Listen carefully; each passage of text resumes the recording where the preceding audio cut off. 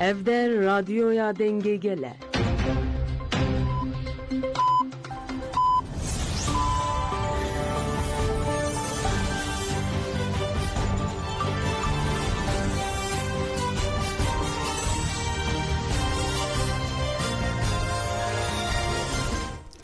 شنوندگان چند رادیوی دنگ گلدن باشگو در این هجا ایرو 13 کانون 2024 اینیلی بروکسل ساده لامد 12 امنو چند نواروجه ده پیشکش بکندم دمازاتی ریبرا پویا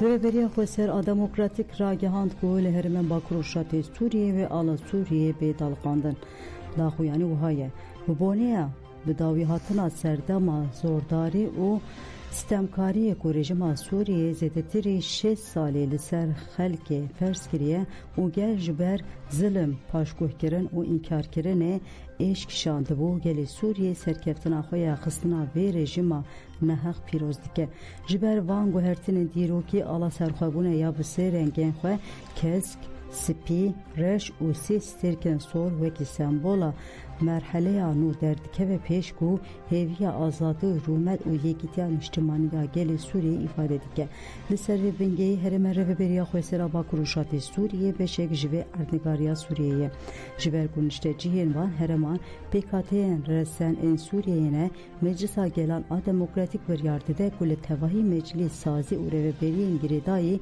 رو بریا خویسر این تواهی کانتونن هرمه آلا سوریه هلده مجلسا گلان پاپند بونا خواه به نونرتی داخوازن توایی پیکاتی انگه سوریه و خباتا جبو گوهرد گرنا یکیتیان اجتماعی ده چارچوه سوریه دموکراتیک ده یال سر بنکین عدالت و وکیویه دنابرا همو پیکاتیان ده تقصد که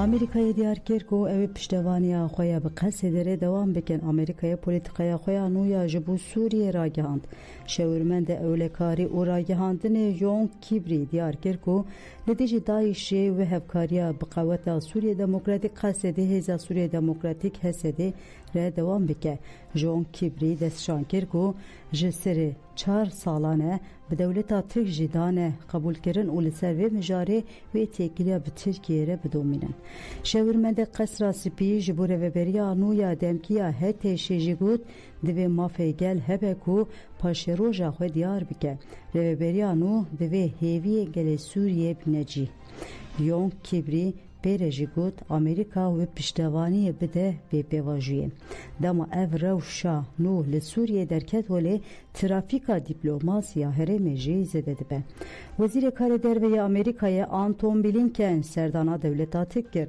آنتون بلینکن لسر بابت به طایب اردوان و حاکم فیدان ره هفدیتن پیکانی برده که وزارت مات هیو میلر جبو سردان گود آنتون بلینکن و حاکم فیدان سر هفته جی هفدیتنا تلفون پیکانی نه و آنتون بلینکن جره گوتی لازمه کوالیسیون تکوشنا گردونی یا لیتجی دایشه لسوریه دوام بکه دولت ترک اب اصرار دجمناتی کردان دیگه هود ده در برجوندی انخه بده قبول کرم ریوبریا فاشتا که به مهپی جدمه که دریجه و داخواز امریکا ده دخواز امریکا ده جی اتفاق بقوت سوریه دموکراتیک قصده برده پشت دست وردان ریوبریا شامه جبرترسا پلانویا کوچبری ولاتن اروپای دری انخه جپنابرن سوریه را گرد گلک ولاتان را گهانو که حتی روشا سوریه زلال ببه و بیواجویا سرلیدانان بدن سکناندن جی سروکا کمیسیون اوروپای اورسول وون در لین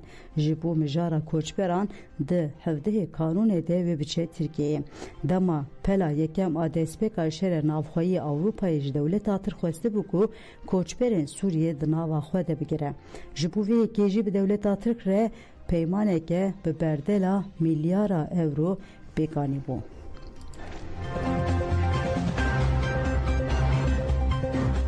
ناسنامه دو شهروان دیراز زوری شهید بون هاته راگهاندن ناوندن راگهاندن یا مجلس لشکریا حجینه بدا خویانه که ناسنامه دو شهروان خوین شهید اشکره کرد بدا خویانه دهات کوتن شهروان کوان محمد خیرسالی الفره و شهروان سینجار Ahmed Muhammed Elmela ji şervanên herî jî hatibûn. Beşdarî gelek eniyên şer ên li gundewarê dêra Sûriyê bûn. Her wiha li dijî hêzên dewleta Tirkiye dagirker û çeteyên wê û çeteyên Daişê berxwedaneke mezin raber kirin û doğura parastina gel û welatê xwe de canê xwe feda kirin. Meclîsê di daxuyaniya xwe de sersaxî da malbatên her du şehîdan û tevahî malbatên şehîdan û soza xwe ya tolhildanê ji kujer û sucdaran nû kirin.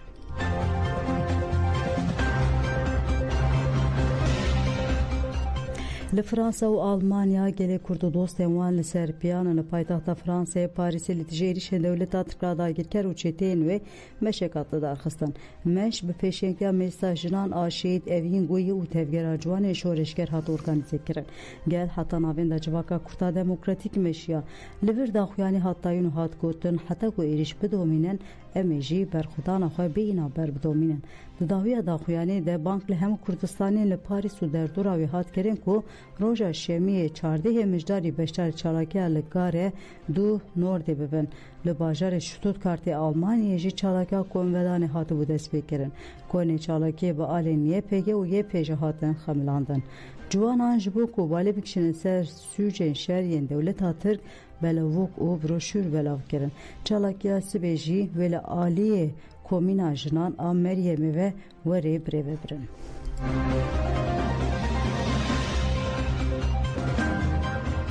Li Danimarka li ber parlamentoyê protestokirine êrişan û têcît hate kirin. Kurdistanê û dostên wan yê li Danimarkayê duh sibehê li pêşiya parlamentoya Ewropaya Danimarka kombûn û êrişên Tirkiye yên li ser Bakurşatê Sûriye û têcîta li ser rêber Apo şermezar kirin. Di mîtîngê de daxuyanê Katayîn û bank li desthilatdariya Danimarkayê hemû sazên demokratîk û raydarên navnê tê hate kirin ku bi lezgînên xwedî li Rojava derbikevin. Piştre li ser navê Partiya Gel a Sosyalîsta Danimarka Serdar Benli axivê got partiya wan her tim wê li gel Rojava be û êrişên Tirkiye û komên girêdayî wê şermezar kirin. Li ser navê Koma Partiya Koalîsyonu ya Kesk û Sor Sondrangar jî axivê got em ê bi hemû hêza xwe li dijî êrişê komên cihadîst yên li ser Rojava têkoşînê bikin. Em ê weke doh îro jî li keleka Kurdan bin û destekê bidin wan. Sondrangar diyar kir ku ew ê di civîna parlamentoya ya hevdeh kanûnê de jî derbarê Rojavayê de pirsnameyekê pêşkêş bike. Çalakî bi duruşmeyan bi dawî bû.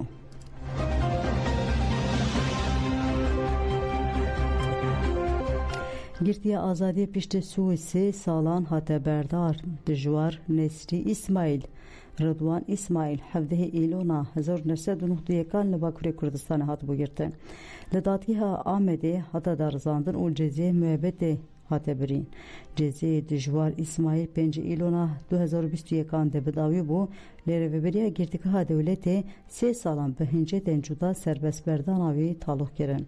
Li gurê agahiyên ku malbata dijwar İsmail dane Ajansa Mayê dijwar duh piştî nîrvo piştî 3 salan ji girtîgeha çîpa têya hejmariyeka li bajarê Afyon Karahisarê ya Tirkiye serbest hate berdan. Dijwar İsmail ê 64 salî û nexweşiyên wî hene birine navên da paşveşandina biyaniyan. Çav li rê ku dijwar derbasî cem malbata xwe bibe.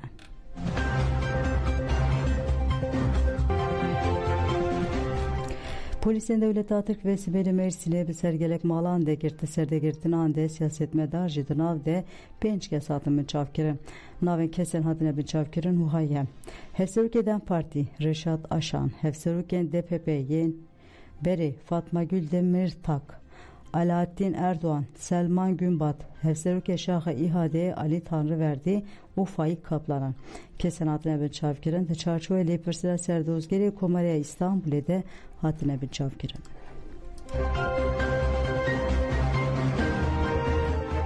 Ji ber berfê li Wanê riya 301 jîngehan hatin girtin. Ji ber barîna berfê zêde li Wanê riya 86 gundan û 45 mezreyan hatiye girtin. Hêj niha jî li navên da bajêr berf dibare û li taxên ve derê ê bajêr berf bi qasî 10 santiman li erdê sûtûr bûye û li cihên birîn jî heta 25 santiman berf ketiye. ji ber berfê li navenda bajêr ajokar zehmetiyê dikişînin. Komên girêdayî şaredariya bajarê mezin Awanê ji bo trafîk nesekine li navenda bajêr û navçeyan xebatên xwe didomîne. Duh bi şev riya di navbera Wan û Miksê de ji ber berf û bagêrê ji bo demekekin ji trafîkê re hate girtin. Belê gotan jemenûçên sade pêşkêşkirin ana xatirê we de baş.